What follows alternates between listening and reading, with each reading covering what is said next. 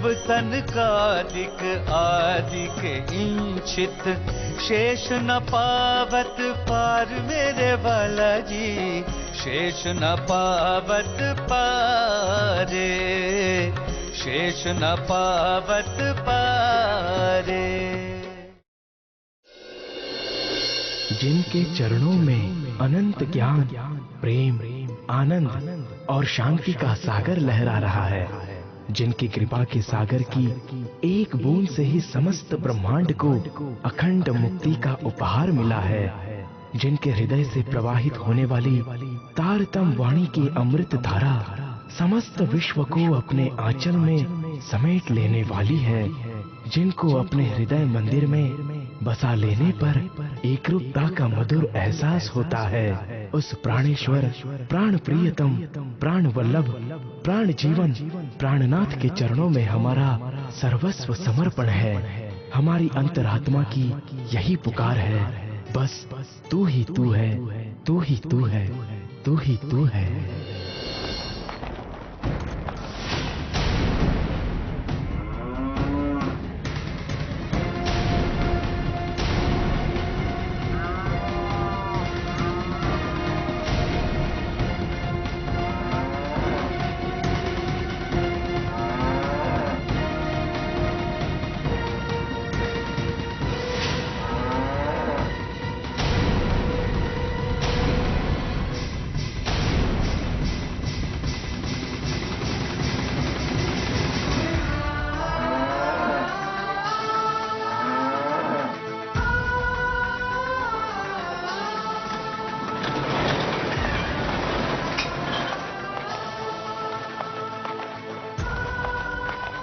इस बैल की दशा कितनी कष्टदायक है। एक तो रेतीली जमीन जिसमें गाड़ी का पहिया बार बार धंस रहा है, दूसरा गाड़ी पर बैठे सुंदर साथ का भार, जिसके कारण ये गाड़ी को आसानी से नहीं खींच पा रहा है। फिर भी गाड़ी वाहन उसे मारते हुए आगे बढ़ने का आदेश दे रहा है। उसे मजबूर होकर गाड़ी को खींचना पड़ रहा है। मेरी भी दशा कुछ ऐसी ही है। एक तो समस्त ब्रह्मात्माओं को खोजने व जगाने का कार्य वैसे ही बहुत कठिन है, ऊपर से विषम सांसारिक परिस्थितियां और बिहारी जी के अत्याचार मुझे जागने कार्य करने में पल पल बाधा डाल रहे हैं। किंतु श्री राज जी महाराज के आदेश और धार्मिक जिम्मेदारी के कारण मैं जागने कार्य छोड़कर बैठ भी नहीं सकता हूं। इस बैल के समान मुझे कष्ट उठाते हुए भी आगे बढ़ना होगा।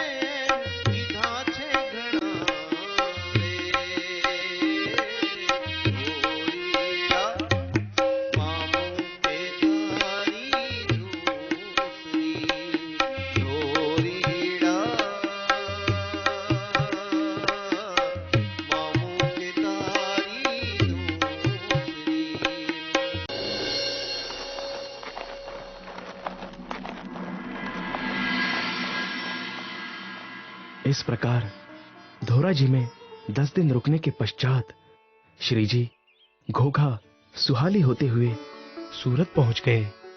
सूरत में सर्वप्रथम वे भगवान दास के घर पर ठहरे।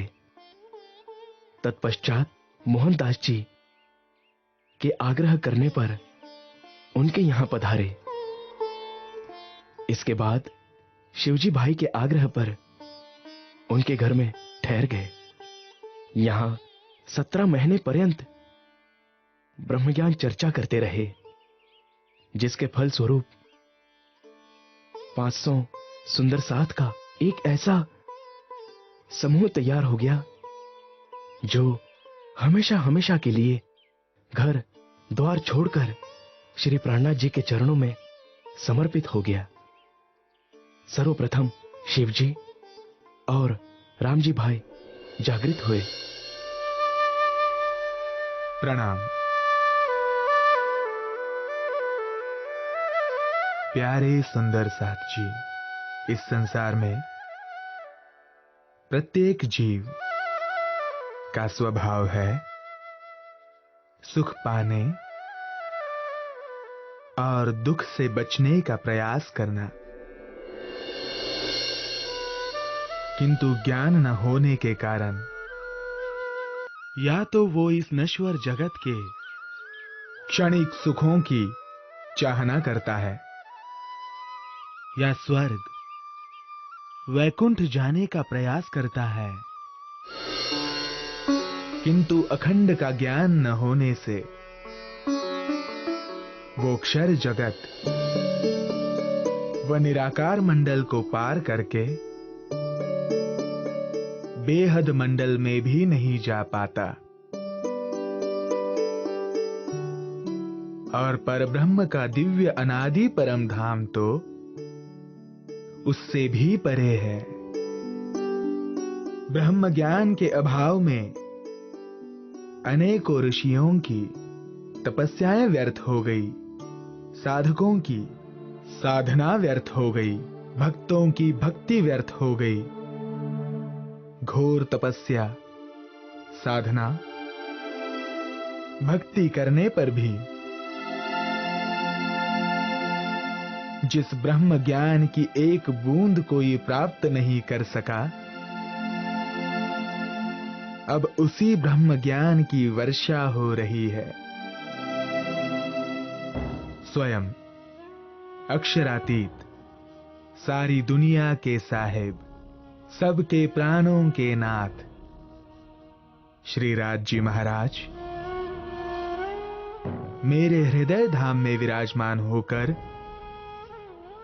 वो ब्रह्म ज्ञान प्रकट कर रहे हैं। वे सारे जगत को अखंड मुक्ति की बख्शीश देने आए हैं। अब इस ब्रह्म ज्ञान के द्वारा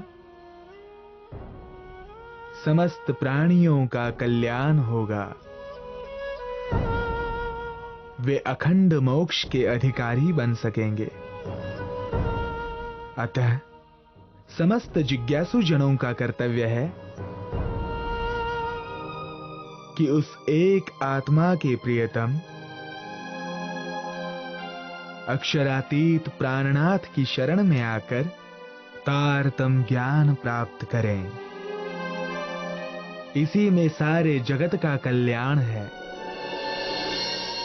हे प्राणनाथ जी, आज आपके मुखारविंद से ब्रह्म ज्ञान चर्चा सुनकर मुझे ऐसा लगा जैसे मेरी आत्मा को आपने झकझोर दिया हो, नींद से जगा दिया हो। मुझे मेरे जीवन का परम लक्ष्य समझ में आ गया। अब तो बस मेरी यही इच्छा है कि मेरा बाकी का सारा जीवन आपके चरणों में बीते। कृपया मुझे अपनी शरण में ले लें। अवश्य। आज से आप उस एक अक्षरातीत प्रियतम परब्रह्म की शरण में है। साथ ही आपको नौतनपुरी जाकर सद्गुरु श्री देवचंद्र जी के पवित्र स्थान का दर्शन करना होगा। उनकी गादी पर विराजमान बिहारी जी महाराज का आशीर्वाद भी प्राप्त करना होगा। जैसी आपकी आज्ञा प्राणनाथ जी। मैं आपको बिहारी जी महाराज के नाम से पत्र लिख कर दे दूंगा, ताकि वहां पहुंचने के बाद आपको कोई कष्ट ना हो। जी, ये बहुत अच्छा रहेगा।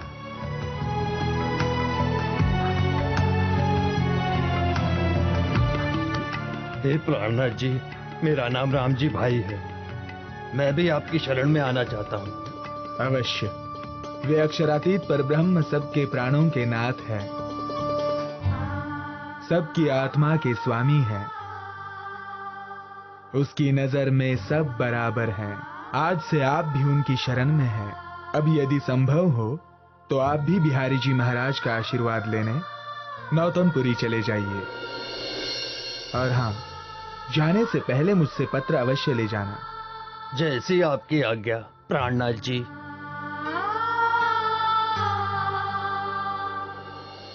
इस प्रकार श्री प्राणनाथ जी का निर्देश पाकर वे दोनों नौतनपुरी के लिए निकल पड़े।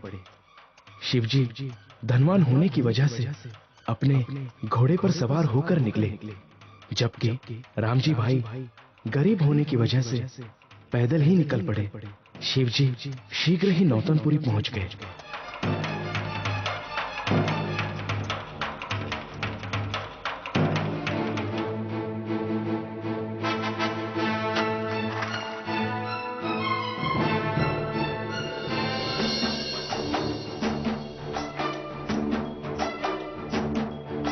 प्रणाम सुंदर साथ जी। प्रणाम। आप कौन हैं और कहां से आए हैं? जी, मेरा नाम शिव है और मैं सूरत से आया हूँ। मुझे श्री प्राणनाथ जी ने श्री बिहारी जी महाराज के दर्शन करने भेजा है। और हाँ, उन्होंने यह पत्र भी भिजवाया है। ठीक है, आप कुछ देर यहां प्रतीक्षा कीजिए। मैं बिहारी जी महाराज की आज्ञा लेकर अभी आता हूं। जी अच्छा।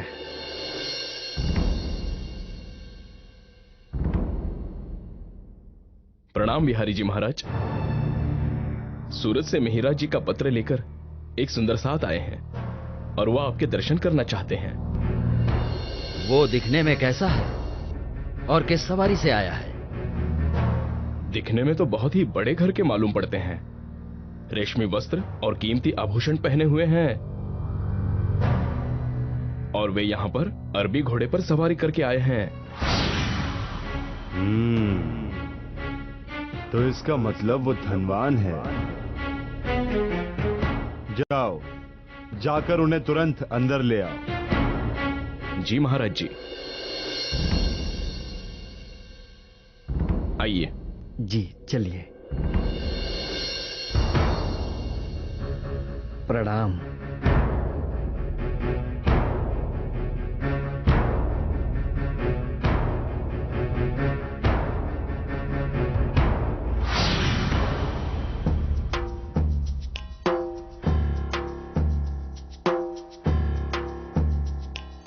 हे धामधनी श्री बिहारी जी, आपके चरणों में मेरा प्रणाम स्वीकार करें और मुझे अपना आशीर्वाद देकर धन्य करें।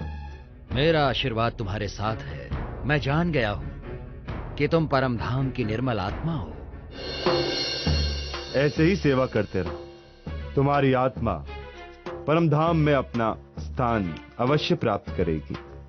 आपकी बड़ी कृपा है महाराज जी। मैं आपकी सेवा में कोई कमी नहीं रखूंगा। अब आप जाकर हमारे मुख्य अतिथि गृह का आनंद उठाइए। आपसे बाद में भेंट होगी। उधर रामजी भाई पैदल चलते हुए कई दिनों के बाद जब वहां पहुंचे। प्रणाम भाई, मेरा नाम रामजी भाई है। मैं सूरत से श्री बिहारी जी महाराज के दर्शन करने आया हूँ। श्री प्राणनाथ जी ने मुझे यह पत्र देके भेजा है। ठीक है, तुम यहीं रुको, मैं बिहारी जी महाराज से आज्ञा लेकर आता हूं।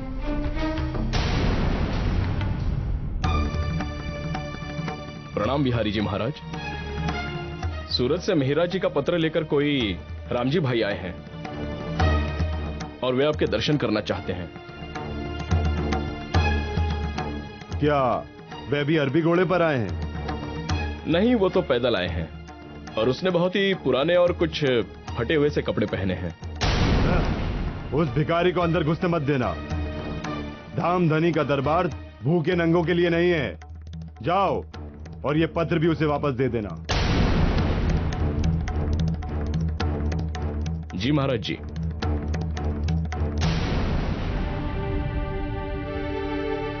भाई, बिहारी जी महाराज ने आज्ञा दे दी ना, अब मैं उनके दर्शन करने के लिए अंदर जा सकता हूँ ना? नहीं, बिहारी जी महाराज ने तुम्हें अंदर आने से मना कर दिया है और ये पत्र भी वापस लौटा दिया है। अंदर आने से मना कर दिया? लेकिन क्यों? उनके पास समय नहीं है तुमसे मिलने के लिए।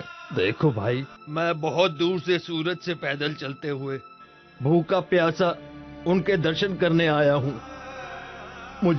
मुझे किसी भी तरह एक बार उनके दर्शन करा दो।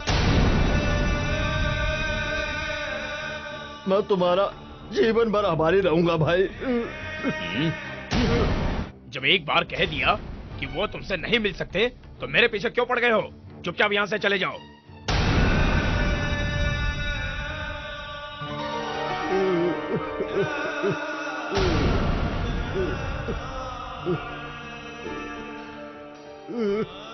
अब यहाँ क्यों बैठ गया? चल जाए यहाँ से। जब तक मुझे बिहारी जी महाराज दर्शन नहीं देंगे ना, तब तक मैं कहीं नहीं जाऊंगा। यहीं बैठा रहूंगा और खाना भी नहीं खाऊंगा।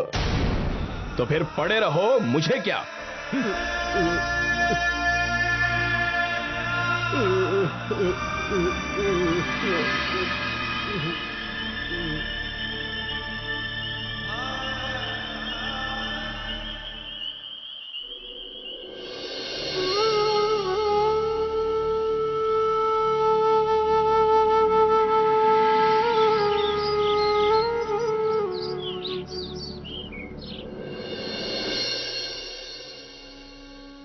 इस प्रकार भूखे प्यासे 3 दिनों तक रामजी भाई वहां बैठे रहे, किंतु किसी ने भी उन पर दया नहीं की। 3 दिन बाद जब सेवक ने इस बात की खबर बिहारी जी को दी। महाराज जी, वो राम जी 3 दिन से बाहर बैठा हुआ है और 3 दिन से उसने कुछ खाया पिया नहीं और यही जिद लेकर बैठा है कि जब तक बिहारी जी महाराज के दर्शन नहीं होंगे तब तक न कुछ खाऊंगा, न कुछ पीऊंगा और न यहां से जाऊंगा। कहीं ऐसा ना हो कि वो यहीं बाहर बैठे बैठे मर जाए। मरता है तो मरे, भूखे रहने के लिए मैंने थोड़े कहा है। मैं इतना सस्ता दामधनी नहीं हूं कि हर कोई मेरा दर्शन करता फिरे। उसे जाकर कह दो मैं ऐसे भिखमंगों को दर्शन नहीं दूंगा। वो तमाशा ना करे और चुपचाप यहां से चला जाए। जो आ गया महाराज जी।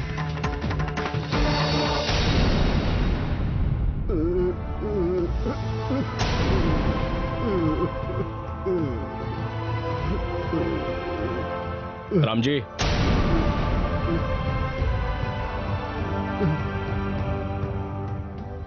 इस प्रकार जब सेवक ने बिहारी जी के द्वारा कही गई सारी बात रामजी भाई को बताई तो वे निराश होकर वापस चल पड़े। किंतु उनके मन में अब अपने पर हुए अत्याचार के कारण असंतोष की भावना पैदा हो चुकी थी। मनुष्य को जीवन में पल पल अनेक प्रकार की कसौटियों का सामना करना पड़ता है। इस संसार में 3 तरह के मनुष्य होते हैं। पहले वे जो बाधाओं के डर से कार्य शुरू ही नहीं करते हैं। दूसरे वे जो कार्य तो शुरू कर देते हैं किंतु थोड़ी सी बाधा आने पर कार्य को बंद कर देते हैं। तीसरे प्रकार के लोग वे होते हैं जो दृढ़ निश्चय के साथ कार्य शुरू करते हैं और कितनी ही बाधाओं के आने पर भी हिम्मत नहीं हारते, अपितु निरंतर आगे बढ़ने का प्रयास करते रहते हैं।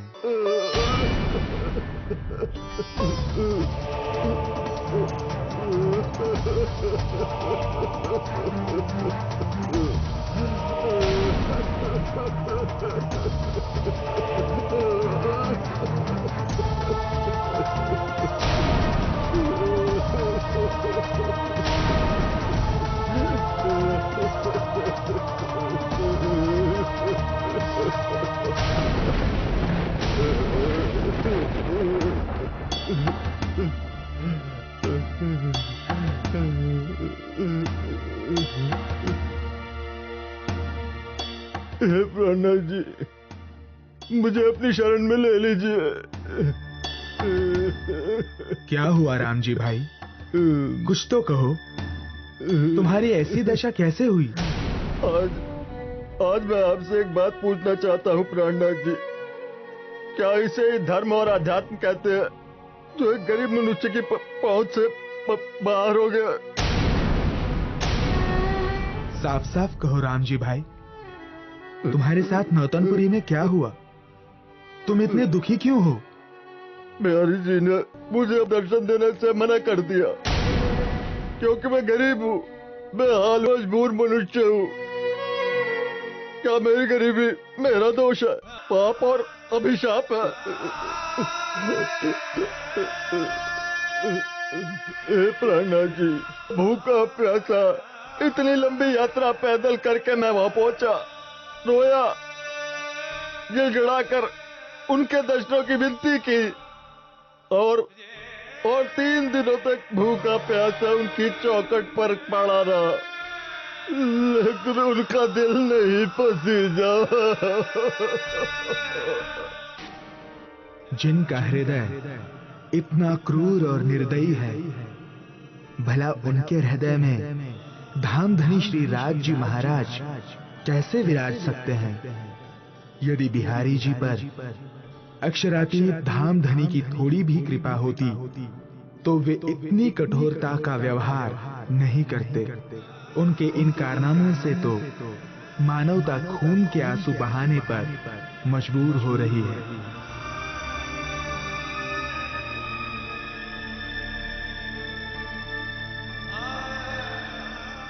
तुम चिंता मत करो राम जी भाई, आज से तुम मेरी शरण में रहोगे और तुम्हें कहीं जाने की आवश्यकता नहीं है।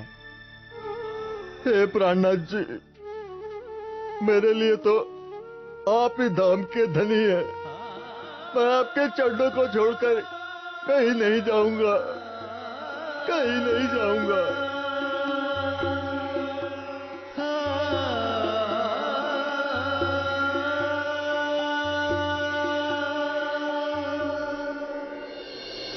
उधर बिहारी जी को इस बात का पता चल गया कि धारा भाई और रामजी भाई को मेहराज जी ने शरण दे रखी है।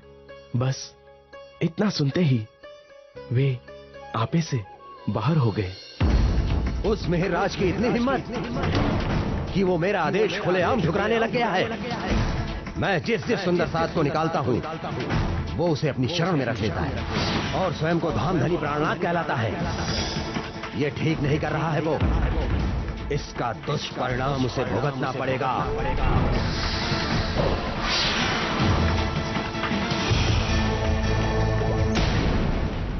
बिहारी जी के नाराज होने की बात जब श्री प्राणनाथ जी को पता चली तब उन्होंने कहा, चाहे बिहारी जी नाराज हो या सारी दुनिया नाराज हो, किंतु किसी भी स्थिति में मैं अपने निर्बल, तिरस्कृत और निष्कासित सुंदर साथ को नहीं छोड़ूंगा। मैं हमेशा अपने गले लगाकर अपने प्रेम की छांव तले रखूंगा।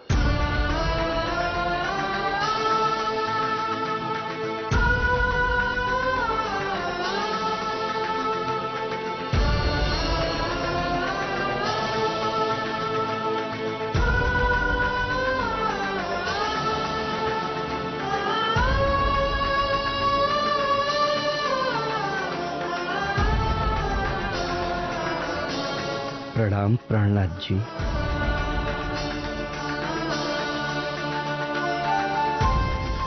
प्रणाम गोवर्धन जी। आपको देखकर बहुत खुशी हुई। कब आए आप अरब से? बस यूं समझिए आपको खोजते खोजते सीधे यहीं आ रहा हूं। हे प्राणनाथ श्री जी साहब जी, अब मैं अपना बाकी का सारा जीवन आपके चरणों में बिताना चाहता हूं। कृपया मुझे अपनी शरण में रखें।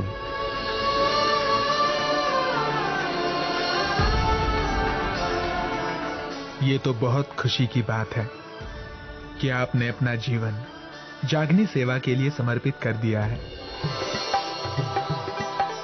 आज से आप हमेशा हमारे साथ रहेंगे। अब आप जाइए, नहा धोकर भोजन कर लीजिए। शिवजी भाई,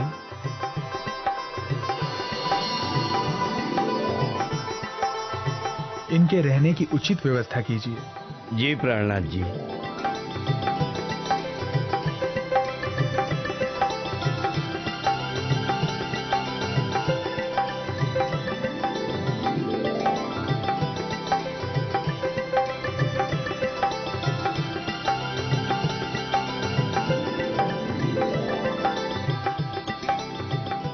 जब से गोवर्धन भाई अब्बासी बंदर से आए, तब से उन्होंने सभी सुंदर साथ के खर्च की सेवा अपने सिर पर ले ली। इसी सेवा में तो जीवन की सार्थकता छिपी है। ना कछु इन सेवा समान, जो दिल संकुल करे पहचान। तुम प्रेम सेवा से पाओगे पार, ए वचन धनी के कहे निर्धार।